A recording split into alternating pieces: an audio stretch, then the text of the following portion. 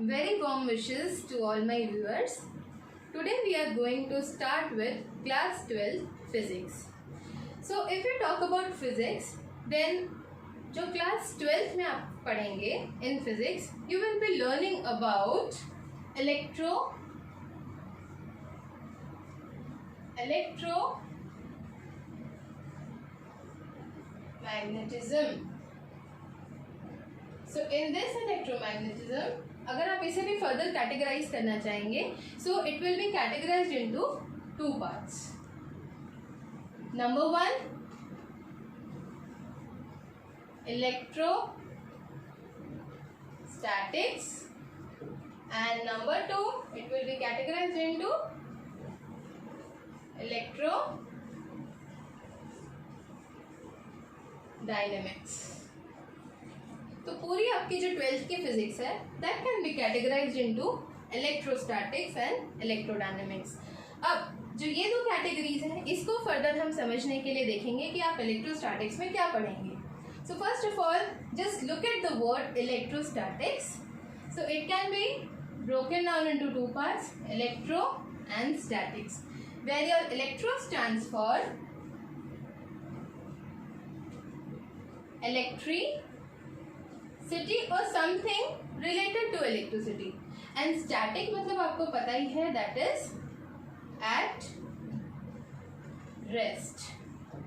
So in electrostatics you will be learning about the electricity, or if you are trying to correlate electricity, then the electricity are correlated with charges. That means in this chapter or in this unit electrostatics we shall be learning about the charges at rest. इसका मतलब हम उन charges के बारे में बात करेंगे जो रेस्ट पे हैं, जो मोशन में नहीं है, जो इधर उधर घूम नहीं रहे हैं. बेसिकली एक चार्ज अगर यहाँ पे रखा गया है तो वो यहीं पे है. That means the charge is at rest.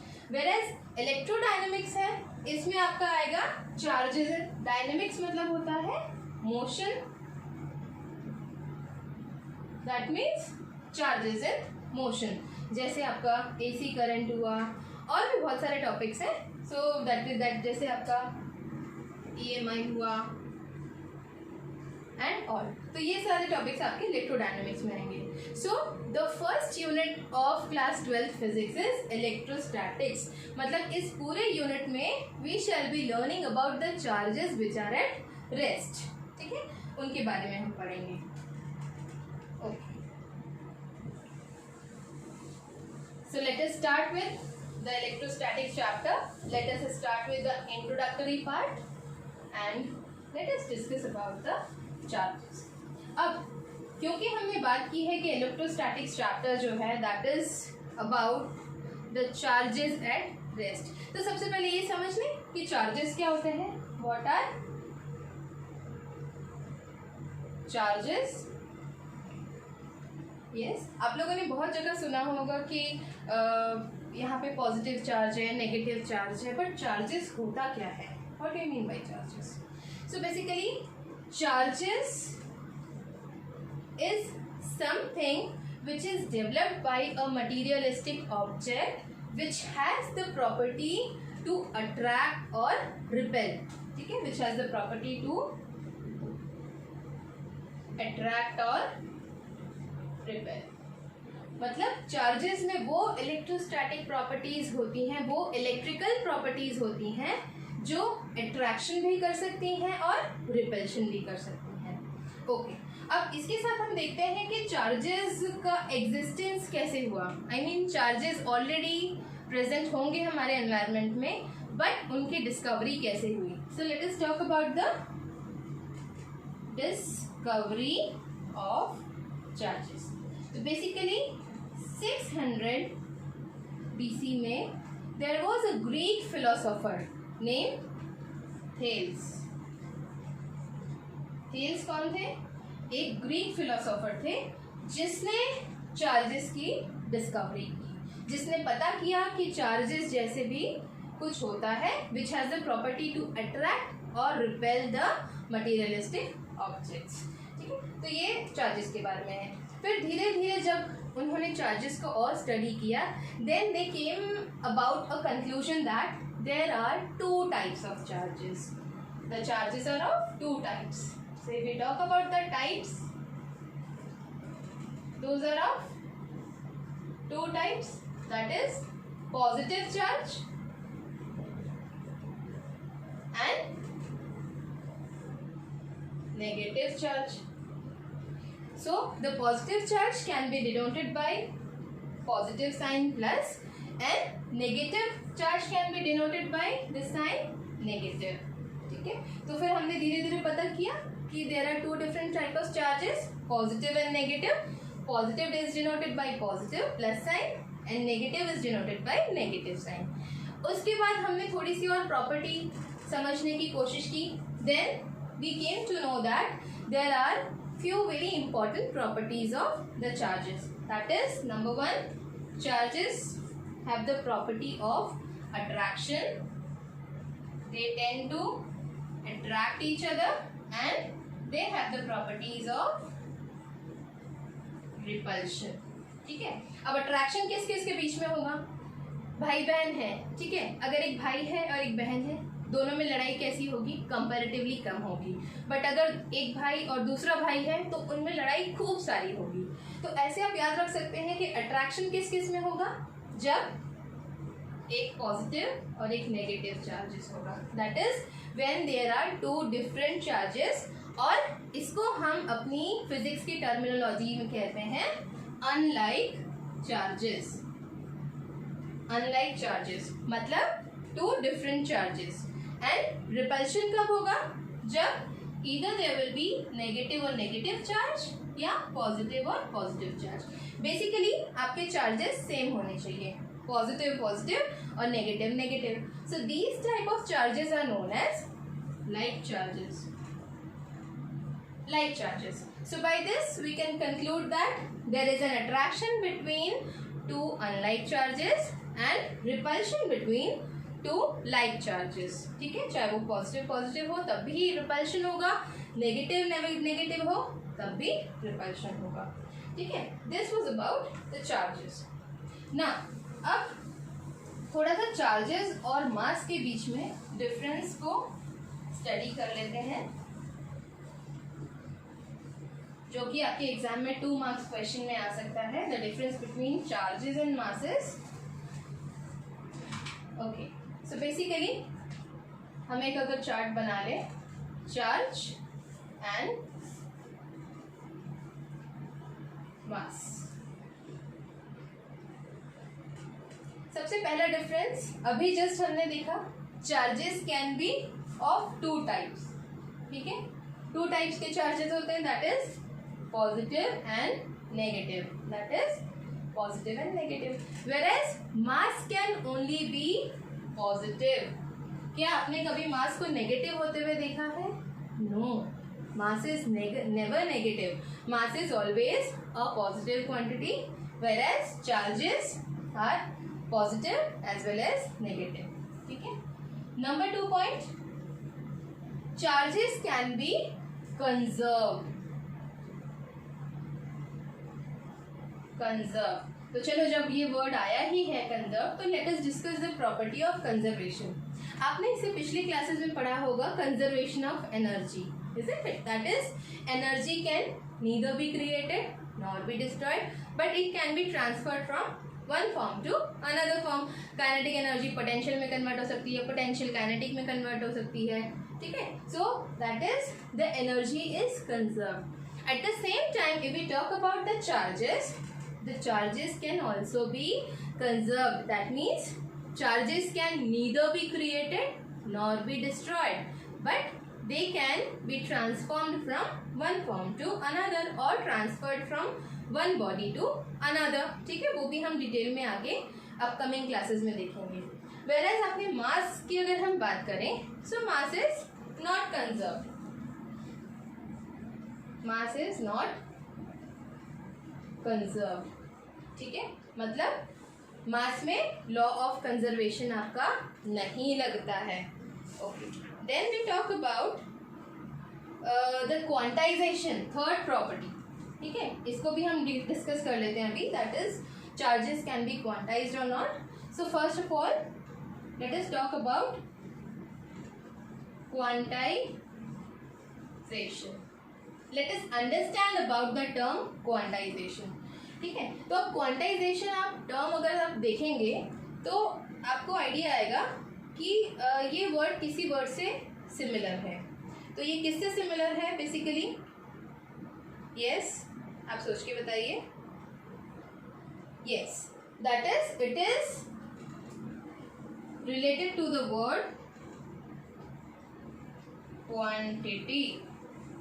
और कैसी क्वांटिटी? क्वांटिटी तो कुछ भी हो सकती है, but quantization of charges refers to the quantity which is there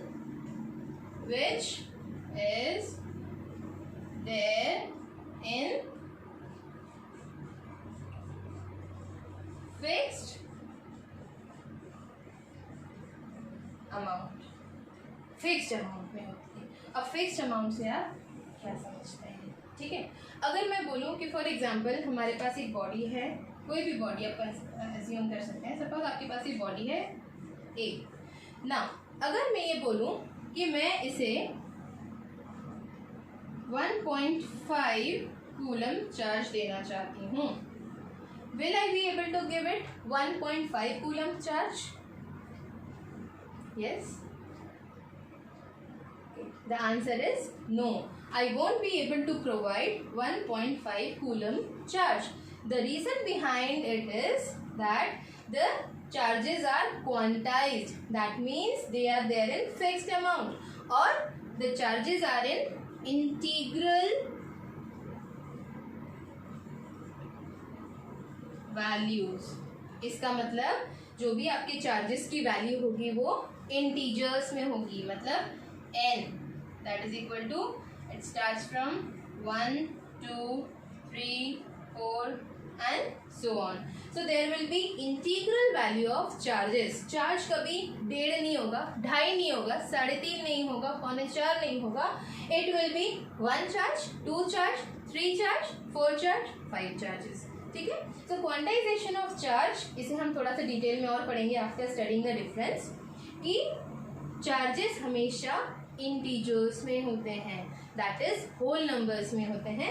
they cannot be in the form of like 1.5 coulomb, 2.5 coulomb etcetera. ठीक है, whereas if we talk about the masses cannot be quantized. The masses cannot be quantized। कैसे? जैसे हम बोलेंगे अगर हमें market जाना है, मार्केट से if your mom ask you to bring about 4.5 kg of anything, sugar suppose, ठीक है, तो ये तो हो सकता है 4.5 किलो हो सकता है, 5.5 किलो हो सकता है, 250 ग्राम से हो सकता है, कुछ भी हो सकता है। सो बेसिकली यहाँ पे में और may not be the presence of integers. ठीक है, यहाँ पे इंटीजर्स की प्रेजेंस हो भी सकती है और नहीं भी हो सकती है। So basically the mass can not be quantized. ठीक है, then comes your that is mass of a body increases with velocity. इसके लिए हमारे पास एक फॉर्मूला है, that is m, that is the fourth point, m is equal to m naught upon root over 1 minus V square upon C square. ठीक है, ये आपने क्लास 11th में पढ़ाई है। So according to this formula the mass of a body increases with its velocity.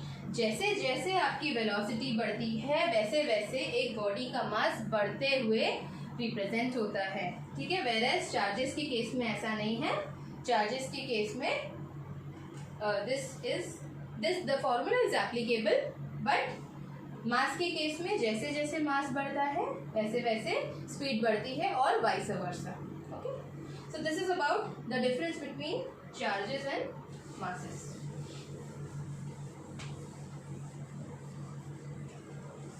Now, let us talk about conservation of charges in a little bit detail। थोड़ा सा detail में हम आपको हम समझाने की कोशिश करेंगे कि कंजर्वेशन ऑफ चार्ज होता क्या है।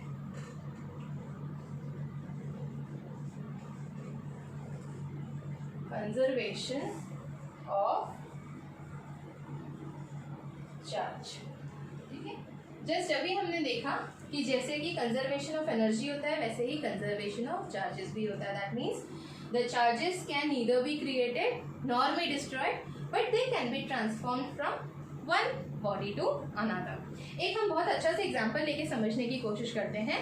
सपोज मैं आपको एक बॉक्स प्रोवाइड करती हूँ, मैंने आपको एक बॉक्स प्रोवाइड किया जिसके अंदर कुछ चार्जेस रखे दिए हैं। Suppose +2 coulomb, -4 coulomb and +3 coulomb. ठीक है, अच्छा, let me tell you, sorry to interrupt in between, let me tell you the unit of charge, the unit of charge is coulomb. It is represented by C and it is written as COULOMB, coulomb. Okay, this is the unit of charge. इसलिए मैं यहाँ पे 2 coulomb, -4 coulomb और 3 coulomb use कर रही हूँ।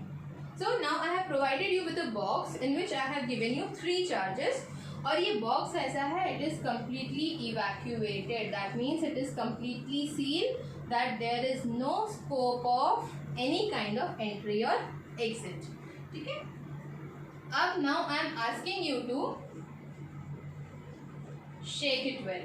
इस box को आप अच्छे से शेक करो, अच्छे से शेक करो और आप उससे फुटबॉल खेलो, आप उससे कैच खेलो, आप कुछ भी खेलो।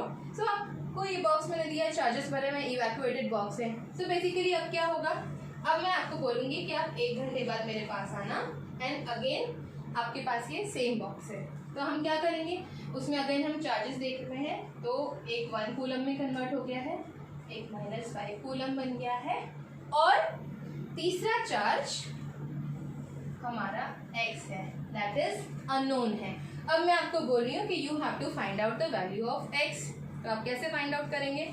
तो बेसिकली जैसा कि हमने देखा conservation of charge, that is it can neither be created nor be destroyed. इसका मतलब इस बॉक्स में जो भी चार्जेस हैं वो ना ही कुछ क्रिएट करेंगे ना ही कुछ उसमें से डिस्ट्रॉय होगा, मतलब total number of charges will be same. तो हम इनिशियल केस की बात करते हैं, तो what will be the number of charges? आप देखेंगे +2, -4 एंड +3 कितना हो जाएगा? +2 +3 5 और -4 1 कूलम चार्ज आपका टोटल है इसके अंदर। सिमिलरली आप वहाँ पे भी देखते हैं कि आपका यहाँ पे 1 है, -5 है, +x है। तो यहाँ से आप x की वैल्यू निकाल लीजिएगा, कितनी होगी यहाँ पे? 1 - 5 -4 +x। तो आपकी +x की वैल्यू कितनी होगी कि टोटल चार्ज आपका 1 कूलम हो जाए? That is 5। So that is equal to x is equal to 5। अगर आप x की जगह 5 रखेंगे तो आपकी वैल्यू 1 कूलम आएगी। ठीक है, so this value will be 5 coulomb.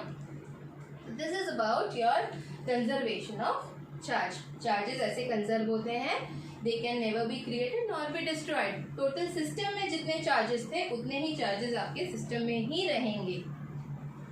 Okay,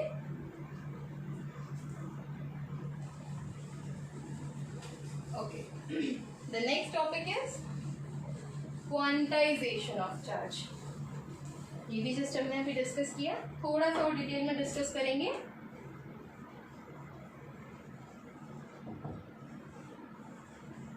quantization of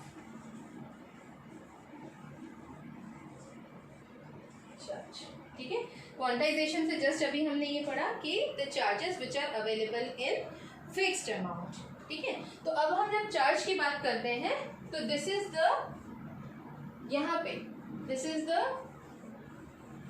smallest charge that an electron can bear। ठीक है, this is the smallest charge that an electron can bear और इसकी वैल्यू होती है E is equal to 1.6 into 10⁻⁻19 coulomb. ये होती है आपकी चार्ज की वैल्यू। ठीक है, अब हमने देखा क्वांटाइजेशन का मतलब क्या है, that is available in fixed amount. ठीक है, तो इसको हम मान लेते हैं कि suppose the total quantity of the Q is equal two charges हमारे इंटीग्रल मल्टीपल्स हैं, तो इंटीग्रल मल्टीपल को हम n से डिनोट करेंगे, n, और आपके नंबर और आपका चार्ज की वैल्यू कितनी है, वैल्यू आपको गिवन है, that is it will be equal to 1 electron, the charge present on 1 electron, so n e, ठीक है। बट इसको हम क्या करेंगे, q is equal to plus N minus N E. Why plus N minus? Because हमने देखा कि charges are of two type, that is positive and negative, so the answer में कम इन पॉजिटिव और इन negative, ठीक है। तो charge is equal to Q is equal to plus N minus N E, और इस फॉर्मूले पे बेस्ड आपके बहुत सारे क्वेश्चंस आते हैं और 2 मार्क्स 3 मार्क्स टाइप क्वेश्चंस इसमें आ सकते हैं, ठीक है। तो इसमें आपका n कुछ भी हो सकता है, where n is equal to +1 +2 +3 +4 and so on, या -1 -2 -3 -4 एंड सो ऑन, ठीक है। तो यहाँ पे चार्ज की n की वैल्यू ये हो सकती है, e की वैल्यू ऑलरेडी गिवन है, दैट इज 1.6 इंटू 10⁻⁻19 कूलम, ठीक है। तो वहाँ से आप Q मतलब charge Q is equal to Q is the charge, total charge, तो यहाँ से आप चार्ज की वैल्यू निकाल सकते हैं, ठीक है। ओके, अब इस पे बेस्ड हम एक न्यूमेरिकल कर सकते हैं छोटा सा, so that you will understand this in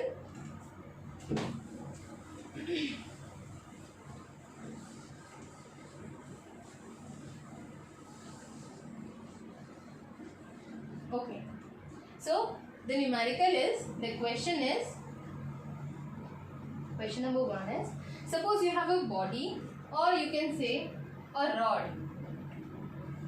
आपके पास एक रॉड है, I have provided you a rod, and मैं आपसे ये पूछ रही हूँ कि can the charge of, suppose I am giving you the charge that is 16 into 10 to the power 6 मान लेते हैं, इतने कूलम, ठीक है। तो can I give, suppose I have given you this rod and I am asking you कि आपको इस charge, can you provide this charge to this body, क्या आप इतने चार्ज को बॉडी में प्रोवाइड कर सकते हैं? सो सबसे पहले आप इसके लिए क्या करेंगे, यस आप क्या करेंगे सबसे पहले, that is can a charge of this much be given to a body, इसको हम -6 कर लेते हैं फॉर द कन्वीनियंस। तो आपको कुछ नहीं करना है, आपको फॉर्मूला यूज करना है, Q is equal to N E, ठीक है। उसमें आपकी Q की वैल्यू क्या है, Q आपको n फाइंड आउट करना है, आपके पास वैल्यू क्या दी हुई है, Q की वैल्यू दी हुई है 16 इंटू 10⁻⁶ दिया हुआ है, n आपको फाइंड आउट करना है, और व्हाट इज योर e की वैल्यू आपको हमेशा गिवन रहती है, दैट इज 1.6 इंटू 10⁻⁹ कूलम, ठीक है, ये भी आपका कूलम है। यहाँ से आप n की वैल्यू निकालिए, तो n is equal to 16 into 10⁻⁻6 divided by 1.6 into 10⁻⁻19, ठीक है। इसको आप फर्दर सॉल्व करेंगे तो कीजिए, इसको आप फर्दर सॉल्व, तो ये पॉइंट है, ये पॉइंट ऊपर जाएगा, तो यहाँ पे क्या हो जाएगा, -5 हो जाएगा, और 16 कट गया, तो 1 इंटू ये 19 ऊपर चला गया, that is 10⁻19 - 5, that is equal to 1 into 10⁻+14, ठीक है। तो आपका क्या आया यहाँ पे 1 इंटू 10⁻14, इसका मतलब आपका n आया है। अगर आप यहाँ पे इंटरप्रेट करने की कोशिश करेंगे तो n is equal to 1 into 10⁻14, इसका मतलब ये क्या है, आपका जो वैल्यू आई है n की, that is an integral multiple of charge, ठीक है। ना ये 1.5 है ना ये 2.5 है, it is 1, that is it is a whole value, so that means yes, your answer is yes, that you can provide this much charge to the body। अगर आपको इसकी जगह कोई और वैल्यू दी होती या उसका आंसर आपका पॉइंट में आता, सपोज उसका आंसर आता आपका 1.6 इंटू 10⁻14, तो क्या आप इस चार्ज को इस बॉडी को दे सकते थे? Your answer would be no, that is you cannot provide this much charge to the body. The reason behind it is that this 1.6 is not the integral multiple of charges. Okay, so I hope you liked my video. That's all for today, and in the next lecture I will be covering up the upcoming topics. And if you like my video, please subscribe my channel and give thumbs up. Thank you and have a nice day ahead.